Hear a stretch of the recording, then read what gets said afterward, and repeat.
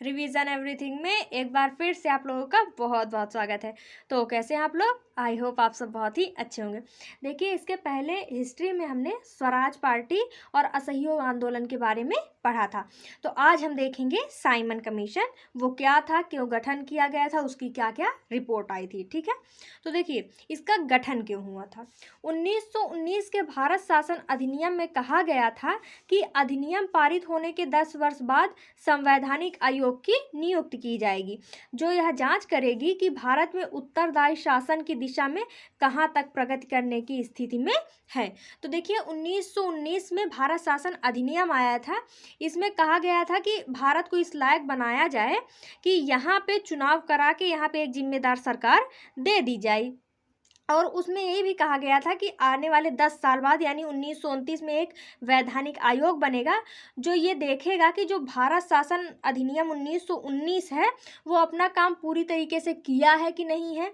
भारत इस वक्त मतलब द्वैध शासन के लिए तैयार है कि नहीं, यानी प्रांत में जो चुनाव होंगे उसके लिए तैयार है कि नहीं है। तो इन्हीं सब की जांच के लिए साइमन कमीशन का गठन किया गया था। और इसका गठन 10 वर्ष बाद यानी 1919 से 10 वर्ष अगर जोड़ा जाए तो 1929 में करना चाहिए था, लेकिन उसके पहले ही इसका गठन कर दिया गया। अब आगे देखते हैं।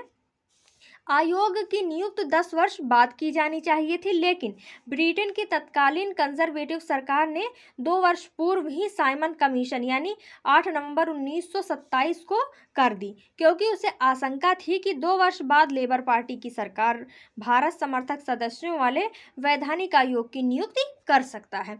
तो देखिए उस समय भारत का नियंत्रण पूरा इंग्लैंड में था, तो इंग्लैंड में जिसकी सरकार रहेगी भारत भी उसी हिसाब से भारत की सारी शासन प्रणाली भी काम कर दी थी।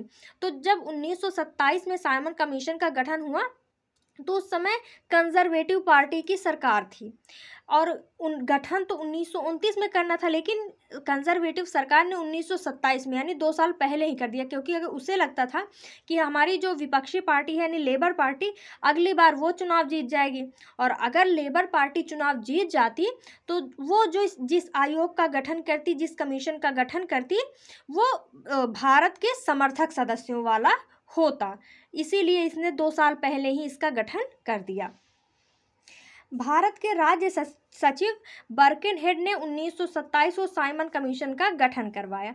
इस 7 सदस्यों वाले आयोग के सभी सदस्य अंग्रेज थे। इसके अध्यक्ष साइमन थे। क्लीमेंट एटली भी इस कमीशन के सदस्य थे, जो आगे चलकर ब्रिटेन के प्रधानमंत्री बने। तो देखिए जब साइमन कमीशन भारत आया तो उस समय भारत के राज्य सचिव बर्किनहेड थे। उसके अलावा साइमन कमीशन 7 सदस्यों का एक समूह था। और एक बात सबसे जरूरी कि ये जो सातों के सातों थे, सातों ही अंग्रेज थे, इसमें कोई भी भारतीय नहीं था। जो चेक करना था, जो जांच करनी थी, वो भारत के मतलब भारत की स्थिति की जांच करनी थी, लेकिन इसमें कोई भी भारतीय नहीं था। उसके अलावा मेन है क्लीमेंट एटली, यानी कि ये जो क्लीमेंट एटली हैं ये भी साइमन कमीशन के सदस्य थे, जो आगे चलकर ब्रिटेन के प्रधानमंत्री बने। साइमन कमीशन 1919 के अधिनियम की जांच करने आया था।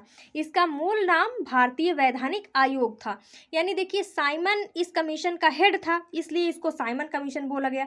लेकिन जो साइमन कमीशन था इसका जो मूल नाम था वो भारतीय वैधानिक आयोग था। ठीक है, इस कमीशन में एक भी भारतीय न होने के कारण पूरे देश में इसका विरोध शुरू हो गया। फरवरी 1928 को विरोध प्रदर्शन के समय पुलिस ने लाठीचार्ज किया, जिसमें चोट लगने से लाला लाजपत राय जी की मृत्यु हो गई। देखिए लाला लाजपत राय जी भी साइमन कमीशन के विरोध में प्रदर्शन कर रहे थे, लेकिन पुलिस ने लाठी चार्ज कर दिया, जिस कारण उनकी मृत्यु हो गई। और लाठी चार्ज करने का जो आदेश था वो सैंडर्स ने दिया था, यानी कि सैंडर्स के कहने पर ही पुलिस ने लाठी चार्ज किया और उसके बाद लाला लाजपत राय जी की मृत्यु हुई उसी लाठी के लगने से। और उस समय लाला लाजपत राय जी ने क्या कहा, मेरे पीठ पर पड़ी एक एक लाठी अंग्रेजों के ताबूत की आखिरी कील साबित होगी। ये लाला लाजपत राय जी का कोटेशन है, इसको याद रखिएगा। सैंडर्स की हत्या का आरोप लगाकर भगत सिंह को फांसी दे दिया गया। देखिए जो सैंडर्स थे इसकी हत्या का आरोप लगाकर भगत सिंह जी को फांसी दी गई थी। समस्त भारत में इसका विरोध हुआ और इसे श्वेत कमीशन कहा गया। यानी जो साइमन कमीशन था इसको श्वेत कमीशन कहा गया, क्योंकि अंग्रेज ही भरे हुए थे पूरे, जो 7 व्यक्ति थे जांच करने के लिए आए थे, 7 अंग्रेज थे, इसीलिए इसको श्वेत कमीशन बोला गया। फिर है समस्त भारत में इसका विरोध हुआ। फिर है दक्षिण भारत की जस्टिस पार्टी तथा यूनियनिस्ट पार्टी जो कि पंजाब की थी ने इसका समर्थन किया। यानी भारत में 2 पार्टी, कौन कौन सी, जस्टिस पार्टी और यूनियनिस्ट पार्टी ने साइमन कमीशन का समर्थन किया था, यानी उसका विरोध नहीं किया था। विरोध के बावजूद साइमन कमीशन ने 1930 में अपनी रिपोर्ट दे दी। साइमन कमीशन की रिपोर्ट के आधार पर ही भारत शासन अधिनियम 1935 पारित हुआ। इस अधिनियम के तहत म्यांमार को भारत से अलग कर दिया गया। इसी अधिनियम के द्वारा पहली बार भारत में प्रांतीय चुनाव 1937 में कराया गया तथा इस चुनाव में कांग्रेस को बड़ी जीत हासिल हुई। 8 राज्यों में कांग्रेस की सरकार बनी, पंजाब तथा सिंध में मुस्लिम लीग की सरकार बनी।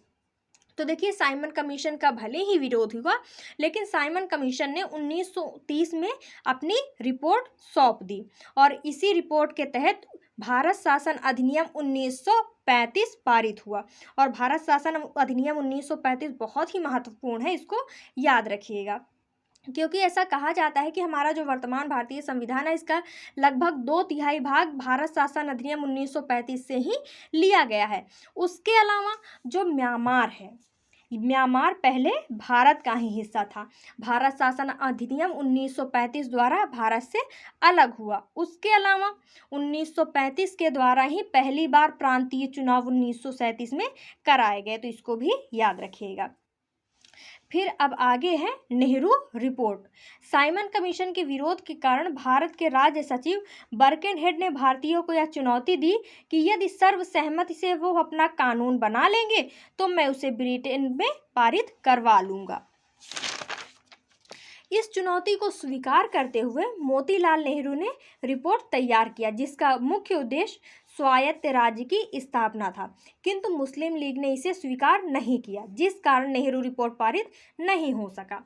देखिए जो साइमन कमीशन आया था इसका मुख्य उद्देश्य तो कानून बनाना ही था और ये देखना था कि भारत में चुनाव करवाया जा सकता है कि नहीं। जब विरोध शुरू हुआ तो बर्केनहेड ने चुनौती दे दी कि अगर आप लोग खुद से अपना नियम बना लेंगे, लेकिन सर्वसहमति से, यानी भारत में वर्तमान में जितनी भी पार्टी है सबको इस पे अपनी राय देनी होगी और सबको सर्वसहमति यानी कि सबको इस पे अपना मत देना होगा, सबको इस बात से सहमत होना पड़ेगा। अगर आप लोग सर्वसहमति से वो अपना कानून बना लेते हैं तो उससे मैं बर्केनहेड ब्रिटेन की संसद से पास करवा लूँगा। तो इसी को चुनौती को स्वीकार करके मोतीलाल नेहरू ने एक रिपोर्ट तैयार की जिसको नेहरू रिपोर्ट कहा जाता है, किंतु यह रिपोर्ट पारित नहीं हुआ क्योंकि जो मुस्लिम लीग थी उसने इसका विरोध कर दिया। लेकिन बर्केनहेड ने क्या बोला था कि सर्वसहमति से, यानी सबको इस बात से सहमत होना पड़ेगा। लेकिन जब मुस्लिम लीग ने इसका विरोध कर दिया, सहमत नहीं हुआ, इसलिए नेहरू रिपोर्ट पारित नहीं हुई। तो ये नेहरू रिपोर्ट हो गया। फिर उसके बाद है 14 सूत्री जिन्ना फार्मूला। नेहरू रिपोर्ट के प्रति उत्तर में जिन्ना ने 14 सूत्री जिन्ना फार्मूला दिया। अंग्रेजों ने इसे भी स्वीकार नहीं किया। देखिए मुस्लिम लीग से ही थे जिन्ना, लेकिन उन्होंने नेहरू रिपोर्ट का विरोध किया। अब नेहरू रिपोर्ट तो पारित नहीं हुई, लेकिन जो जिन्ना ने 14 सूत्री फार्मूला दिया वो भी पारित नहीं हुआ क्योंकि इधर से कांग्रेस ने अस्वीकार कर दिया था, यानी कि दोनों चीज़ें पारित नहीं हुई। फिर है लाहौर अधिवेशन 1929, ये महत्वपूर्ण है, इसको याद रखिएगा। इसकी अध्यक्षता जवाहरलाल नेहरू ने किया।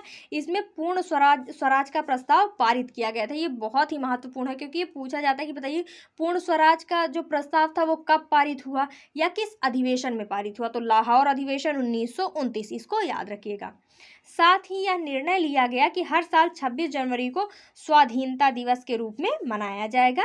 इसी कारण 26 नवंबर 1949 को संविधान बनने के बावजूद नेहरू जी एवं अन्य लोगों ने मिलकर फैसला किया कि संविधान 26 जनवरी 1950 को लागू किया जाएगा। देखिए 26 जनवरी 1929 को स्वाधीनता दिवस मनाया जाता था, लेकिन भारत को आज़ादी कब मिली? 15 अगस्त को। लेकिन 26 जनवरी का महत्व तो रहेगा ही ना, क्योंकि 1930 से 1947 तक उसी दिन को हम स्वाधीनता दिवस के रूप में मनाते आ रहे हैं। तो ये हुआ कि अगर हमें 15 अगस्त को आज़ादी मिल गई तो अब 26 जनवरी को क्या किया जाए।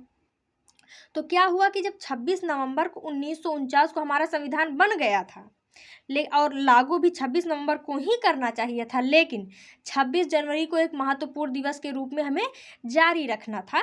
इसीलिए जब 26 नवंबर को हमारा संविधान बन गया, इसके बावजूद 26 जनवरी 1950 को हमारा संविधान लागू किया गया, क्योंकि 26 जनवरी हमारे लिए पहले से ही अच्छा माना जा रहा था, उसको हम काफ़ी टाइम से फॉलो करते आ रहे थे।